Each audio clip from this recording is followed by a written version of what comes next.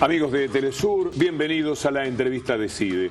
Hoy recibimos, y con enorme gusto personal, al ministro de Trabajo de la República Argentina, Carlos Tomada. ¿Qué tal, Carlos? Estamos con un gusto estar acá. Permítame decir que estamos hablando de un ministro que ha conseguido, ¿se puede decir pleno empleo? No. No, casi. Aproximarnos al pleno empleo, pero además tenerlo siempre como objetivo, ¿no? 5.9, menos de 6, la última medición. Ni hablemos de dónde venía la Argentina, estamos hablando de 20 y pico % y en algunos lugares 28 y 30% como en la ciudad de Concordia. Y con semejante éxito, igual debe estar triste por el resultado de las elecciones. Sí, claro. Obviamente que nosotros pensábamos y trabajamos y militamos por eso, por una victoria que era muy importante para la Argentina, porque era la posibilidad de algo que nunca había ocurrido, que era la continuidad democrática de un gobierno de características, yo diría, defensor de los intereses nacionales, populares, que generalmente en la Argentina habían terminado mal, terminado con golpes militares. Acá teníamos, después de estos 32 años de democracia, teníamos la posibilidad de dar una continuidad que superaba los 12, los 3 mandatos de Néstor, primero Néstor Kirchner y después los 2 de Cristina, la posibilidad de continuar en la misma dirección, que era clave esto de la misma dirección, y mucho tiempo. Pero no se pudo. Permíteme contarle a la gente que la diferencia final va a ser un punto, 50,5 a 49,5. Podría ser un punto y medio. Cuando se haga el escrutinio definitivo, da toda la impresión de que esta va a ser la diferencia. Perder por un punto, tanto de lo logrado. Entonces hay dos lecturas. Por un lado, uno puede decir, perder por un punto después de 12 años de exposición es extraordinario. Pero por otro lado, perder por un punto nada más, tanto como lo que había en juego, duele mucho. ¿Con qué lectura se queda?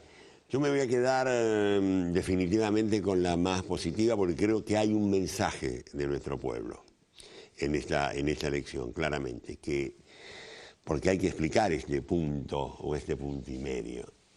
Yo creo que lo que nuestro pueblo ha dicho es que, bueno, que vamos con la alternancia, que había un cierto cansancio. Busquemos la multicausalidad, porque no hay una causa, la multicausalidad de por qué nuestro pueblo le dio literalmente la derecha al PRO. Pero le dijo, cuidado, no hagan ninguna locura porque acá no hay cheque en blanco, no ganaron por 10 puntos, ganaron por poquito, tengan cuidado. Y a nosotros nos dijo, y ustedes, cuídennos lo que hemos conseguido en estos años. Me parece que esta lectura da cuenta de cómo está la sociedad hoy. No quiere perder todo lo que se ha avanzado en estos 12 años. Sí, la sociedad elige algo que se le señala, que se le promete, pero cuando uno mira hoy se ha ido conociendo el gabinete de ministros. Estamos hablando de, si pensábamos un gobierno de derecha, la sensación se ha acentuado, Carlos. Plenamente. Cada uno de los nombres del gabinete de Macri parece la Argentina entendida por sus propios dueños, ¿no? Están los voceros, los representantes de los intereses económicos concentrados, y esto no es una frase, esto no es un intereses económicos concentrados, no, está el expresidente Shell, está uno de los directivos más importantes de la sociedad rural, está apellidos patricios de larga tradición de nuestra oligarquía conformando ese. Alguien me decía hoy que parece un gabinete de los años 30, ¿no? De los años de comienzo de siglo. No obstante, ese gabinete, por ahora tienen sobre la mesa propuestas que son muy parecidas a las del gobierno. Es difícil explicar para nuestros amigos en América qué es el Ahora 12, pero que fue un gran incentivo al consumo, los precios cuidados, que ha sido una manera de contrarrestar ese vicio que tienen los grandes empresarios de fijar precios y generar inflación. Un esquema de control de precios. Bueno, esto lo van a mantener por lo menos en principio. Yo creo que arrancaron la campaña diciendo que iban a dar vuelta a todo, que iban a romper todo, y a medida que se daban cuenta que la gente no les respondía a eso, fueron cambiando brutalmente. El candidato a presidente llegó a contradecirse en un mismo día, decir una cosa y a las 3 horas decir la contraria. Fue muy confuso el discurso. Pero a la larga no va a ser así.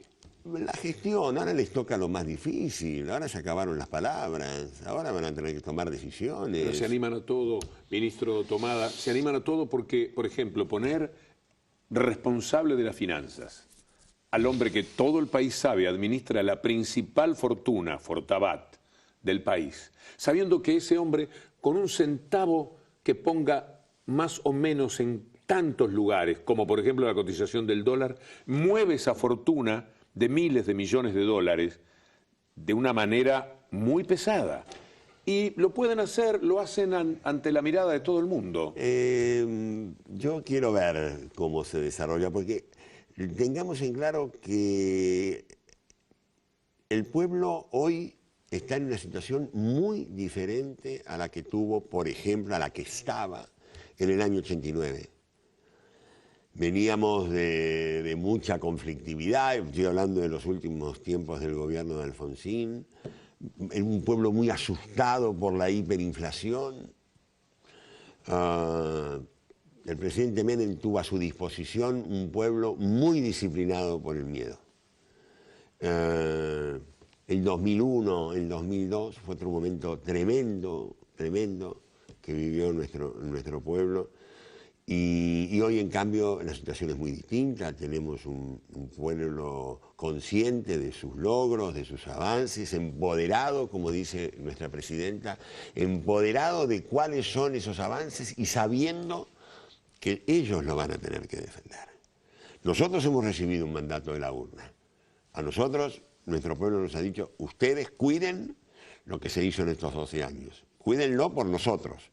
Pero yo creo que y lo vimos, Víctor Hugo, en los últimos días de la campaña, cómo la gente salió a movilizarse sin, casi diría yo, una dirección, ¿no? Una suerte de patriada de todos aquellos que se veían venir este gabinete. Plena conciencia ese pueblo que salió efectivamente emocionante y que probablemente haya sido responsable de 3 o 4 puntos sin lugar a duda, en el movimiento final. Sin lugar en el a duda. 49 hay un componente emocional estremecedor en la historia política de la Argentina. No va a alcanzar el tiempo para hablar de esto. Creo que es un hecho histórico que pasó en la Argentina, un país que ha vivido 12 años intensamente la política, con una juventud que se ha sumado fuertemente al compromiso político. Pero así todo, lo que ocurrió desde abajo, como diría Citarrosa, crece desde el pie, ¿no? Desde el pie. Yo diría que este gobierno podría ser recordado alguna vez como el que terminó con los indiferentes. No hay indiferencia política hoy día en la Argentina. Hay una gran participación. Es decir, uno puede encontrarle muchos defectos al gobierno, en el acierto o no. Debo decir que el ministro Tomada fue siempre desde el gobierno el más elegante de las personas con las que alguna vez nos ha tocado discrepar. Una calidad humana que se rescata mucho más, por supuesto, cuando hay muchas coincidencias en lo que estamos hablando. El gobierno ha tenido altos y bajos, que a lo mejor uno marcó como alto lo que era bajo y al revés, porque uno no sabe, uno es esa intérprete de fotos, que es un poco la desgracia de nuestra profesión. Ahora tenemos una película, y la película es de este gobierno demostrativa de que una de las cosas que logró es terminar con los indiferentes. Hay pasión de un lado y de otro. Sí. Yo recién cuando estaba hablando de los jóvenes, no me refería solamente a los jóvenes de nuestra fuerza, que son claramente muy visibles y han formado parte de la construcción política. También la juventud de otros, de la otra fuerza ha tenido una presencia en estas campañas electorales y a mí me parece fantástico. Me temo que van a intentar desarmar esa politización.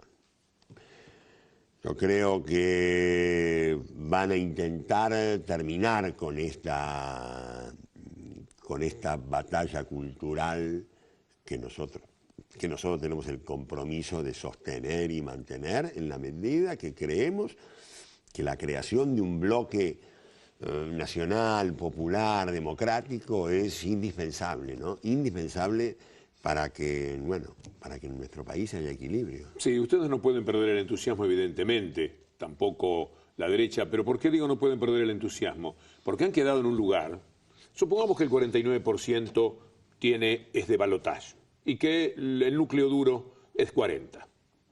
Es decir, pongámoslo abajo. 40 es estar permanentemente ahí en la pelea, es un trampolín excepcional. Y dentro de 2 años hay legislativas. Y nosotros tenemos que ganar las legislativas, ya lo digo, nosotros tenemos que ganar las legislativas si queremos realmente que la derecha no se consolide en la Argentina y poder proyectarnos a un 2019 donde otra vez seamos candidatos claramente a retomar el camino, si es que la derecha, como es previsible, quiere torcer esa. El fenómeno de recuperar el trabajo ha sido continental, es decir, en muchos lugares, Ecuador, que hoy emocionó a través de Correa, manifestándose muy dolido por palabras de Macri, que va contra Venezuela, que es como ir contra todo lo que se ha creado en el continente, ha tenido también posibilidad casi de pleno empleo. Hay países que evolucionaron y esto ha sido fundamental para que hasta los organismos más críticos de la América Latina progresista hayan reconocido avances. Sí, claro, se lo han tenido que reconocer a Bolivia incluso. Hay 2 rasgos que caracterizan a la mayoría de los países de Latinoamérica en estos 10, 15 años, diría yo, que son los gobiernos posneoliberales. Y todos los gobiernos posneoliberales, el acento lo han puesto en 2 temas: en el rol del Estado y en la inclusión social a partir del trabajo. Son los 2 temas que marcan con sus estilos, respondiendo a sus tradiciones políticas, pero que hacen un punto común de los países de la región en este tiempo, y creo que debe hacerse un gran esfuerzo para mantenerse. Yo creo que la derecha latinoamericana no quiere y no le gustan los organismos unitarios, los organismos regionales que proliferaron en esta época, y también de eso debemos ser custodios. Sí, por cierto. De la UNASUR, de la CELAC. El capitalismo necesita una masa de trabajo muy amplia, cuanto más desocupación en términos que lo puedan sobrellevar, el trabajo vale menos, el costo para los empresarios es menor. Es decir, el capitalismo se nutre en buena medida de trabajadores que están desesperados porque le tiren un pequeño trabajo. La dignificación que implica un buen trabajo. Otra cosa que han conseguido es también trabajo formal. Sí. Había una informalidad de más del 50%, que parecía estructural, y lo bajaron al 33, 34. Y con un agravante, Víctor Hugo, era un 50% de trabajo no registrado que no le importaba a nadie. No era tema. No, salvo a Víctor Hugo, que he leído sus libros escritos en aquel momento. A mí no me preguntaban por el trabajo no registrado. Cuando yo le llevo al presidente Kirchner el programa contra el trabajo no registrado, habían pasado 90 días desde que habíamos asumido, y la Argentina era un país incendiado que por la puerta del Ministerio de Trabajo pasaba gente para que la viera. No pedían nada, gente que la viera. Yo vengo, como asesor sindical al Ministerio de Trabajo, acostumbrado a negociar condiciones de trabajo. En los primeros meses yo negociaba kilos de carne y kilos de pan. Yo me quedé encerrado en el Ministerio de Trabajo por una movilización que bloqueó las 2 puertas, y para poder salir tengo guardada el acta. De esa Argentina venimos y de esa Argentina salimos con el trabajo. ¿Cuál es el dato de todo lo que tiene aquí que más orgullo le provoca?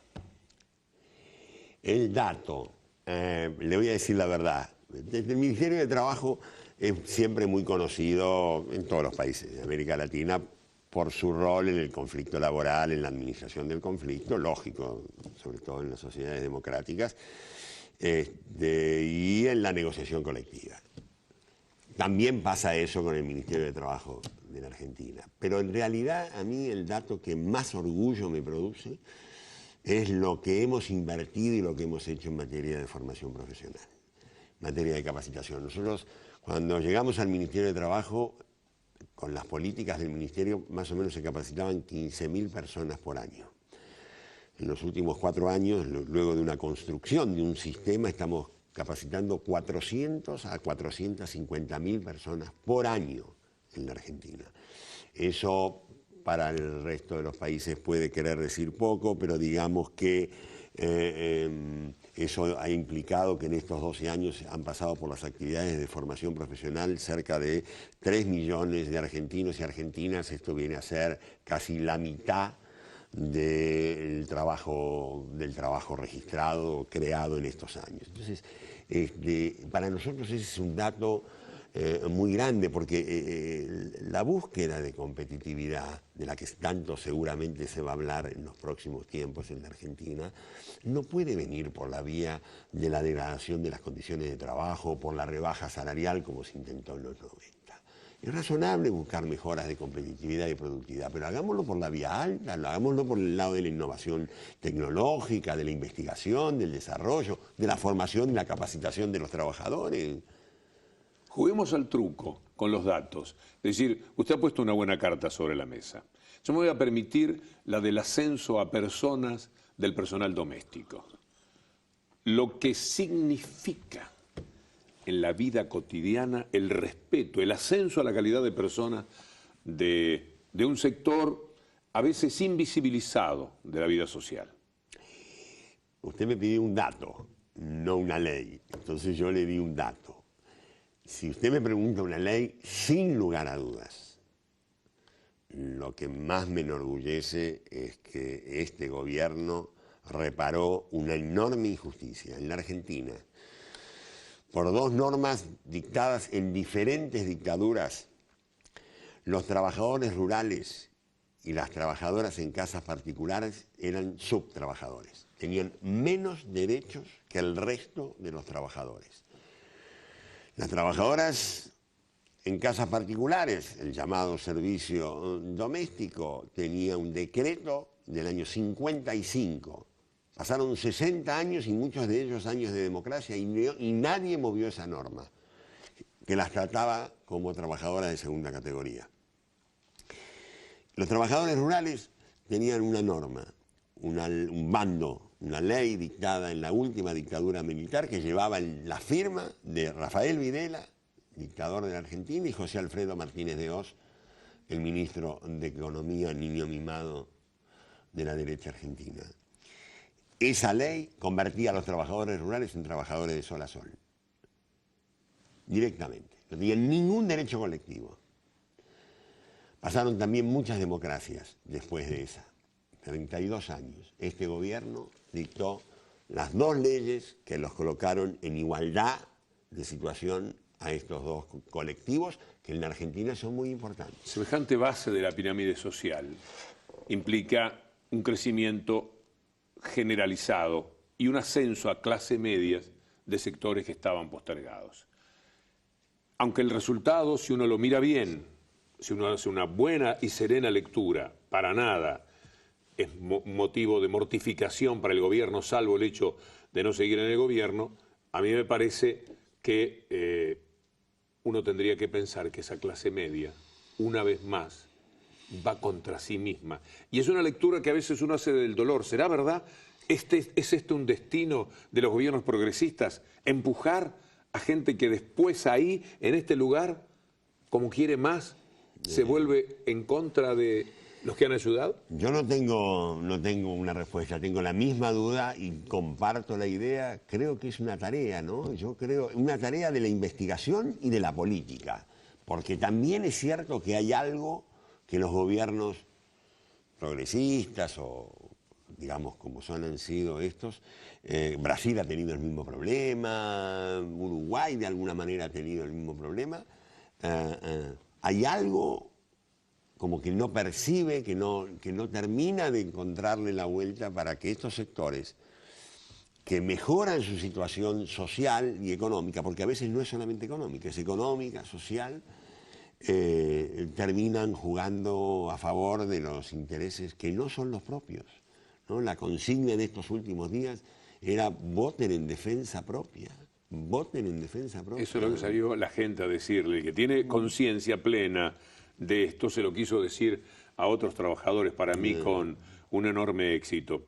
A mí me entusiasma mucho este tema desde siempre, pero creo que está muy claro que desde su ministerio, a través de las políticas públicas implementadas naturalmente por el conjunto de la idea del gobierno, se ha hecho una tarea altamente emocionante. Así que lo quiero aprovechar, ministro, para que proyecte su preocupación o sus dudas con respecto a lo que en América Latina este dato de la Argentina puede gravitar.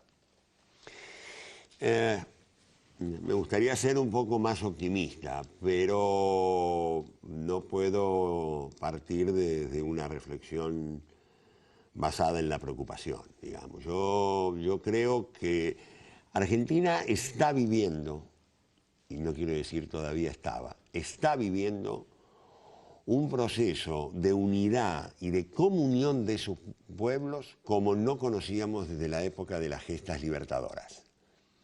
Y lo digo particularmente en la Argentina. La Argentina volvió a mirar a sus hermanos de América Latina a los ojos, sintiéndolo propios y parte y hermanos de verdad.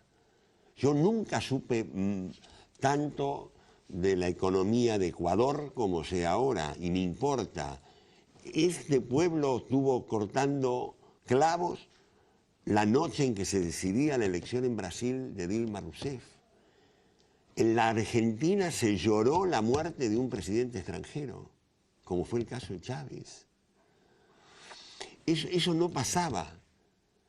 Y este proceso unitario, yo creo que hay intereses concretos en desarmarlo, en no permitir, porque bueno, ha sido siempre la estrategia de todos los sectores dominantes, hayan sido extranjeros o nacionales con respecto al destino de nuestros pueblos. Entonces, yo creo que esta autonomía, esta relación abierta con todos los países del mundo que estaban teniendo los países de América Latina, esta idea de los BRICS, que cuestiona algo que nosotros creíamos que después de la caída del muro era definitivo, que era la unilateralidad del poder mundial, eso está cambiando. Y creo que esta ofensiva de la derecha sobre todos los países progresistas de la región tiene que ver con que no soportan esta nueva forma de las relaciones internacionales. Una de las cosas que ha ocurrido es que el trabajo ha dependido muchísimo del consumo interno. Consumo interno, trabajo para quienes generan ese consumo, trabajadores que van a ese tipo de empresas. Y esto tiene que ser estimulado por el Estado. El privado va a querer pagarle poco y solamente va a querer hacer aquello que es inmediatamente un muy buen negocio. La tecnología juega en contra del trabajo desde hace ya mucho tiempo. Cada vez que aparece una máquina, 5, 10 o 1000 se quedan sin trabajo. El gran desafío del mundo, ministro, es cómo seguir dando trabajo. Sí. Cómo no estancarse, porque cada vez aparece más gente, sí. Crecen las personas y necesitan trabajo. ¿Cómo viene el mundo? ¿Usted tiene una visión pesimista, inevitablemente? Me sonrío porque en la última reunión del G20, de ministros de trabajo del G20, yo empecé el discurso diciendo el mundo está en peligro. Y está en peligro no por las guerras o por las hambrunas o por el terrorismo. Está Está en peligro porque ha perdido la noción del trabajo.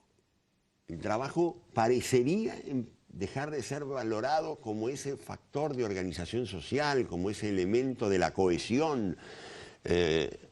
Y no podemos, yo no creo que haya que dar para nada, dar por perdida esa batalla. Yo creo que los pueblos, y ahora sí lo digo en particular de América Latina, un continente que tiene todo por hacer, todo por explotar, todo por generar más riqueza, la tiene que hacer a partir del empleo. Porque no es cierto que la riqueza genera empleo, Víctor Hugo, es el empleo el que genera la riqueza. Es el trabajo el que genera la riqueza. Entonces, por eso lo del círculo virtuoso del consumo interno, la producción y el trabajo como una forma de organizar una sociedad para todos. Y eso que a la Argentina le falta gente, porque a la Argentina, si fuera un país de 70 millones, Sí, con este criterio estaría todavía inmensamente mejor. Pero, no lo duda. Y por eso seguimos siendo un país abierto a todos los que quieran venir acá. Trabajo, quiero trabajo, cantaba. Trabajo, quiero trabajo. Sí, sí. Es un tema de Atahualpa Yupanqui, ¿no? Trabajo, quiero trabajo. Así es. Lo ha dado, ministro, ha trabajado mucho, duramente para esto. Han aplicado políticas sociales que ojalá no sean tiradas a la marchanta, porque esto sí que sería muy doloroso, que de este número 5.9 de desocupación que tiene la Argentina, un día veamos un 8, un día un 9, un día un 10, sería verdaderamente trágico, después de haber podido demostrar que con un mundo que da contra, con un mundo que no quiere comprar porque no tiene nada, con un mundo que vive en la desocupación como está ocurriendo con buena parte de Europa. Con un mundo que está bajando las commodities en perjuicio de los países emergentes. Igual se pudo hacer algo tan positivo. Usted me preguntó, porque yo estoy de despedida, ¿no? Y usted me preguntó un dato y después me preguntó una ley que me hayan hecho sentir muy bien. Yo le quiero decir en este momento de despedida que yo me llevo un orgullo muy grande. Cuando me preguntan qué es el orgullo mayor tuyo, y el orgullo mayor mío es haber sido el ministro de Trabajo de Néstor y de Cristina. Dos presidentes que colocaron al trabajo como eje de las políticas públicas. No había decisión de cualquier naturaleza que no estuviera atravesada por la idea del trabajo. A mí me tocó ser su ministro. Ha sido gratísimo, una vez más, encontrarlo, ministro, muy amable. No, como siempre, Víctor Hugo.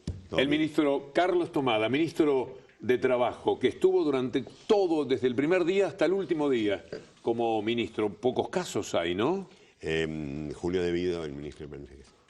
Amigos, nos reencontramos en la entrevista de CIDE, si Dios quiere, mañana. Hasta entonces, buenas noches, muchas gracias.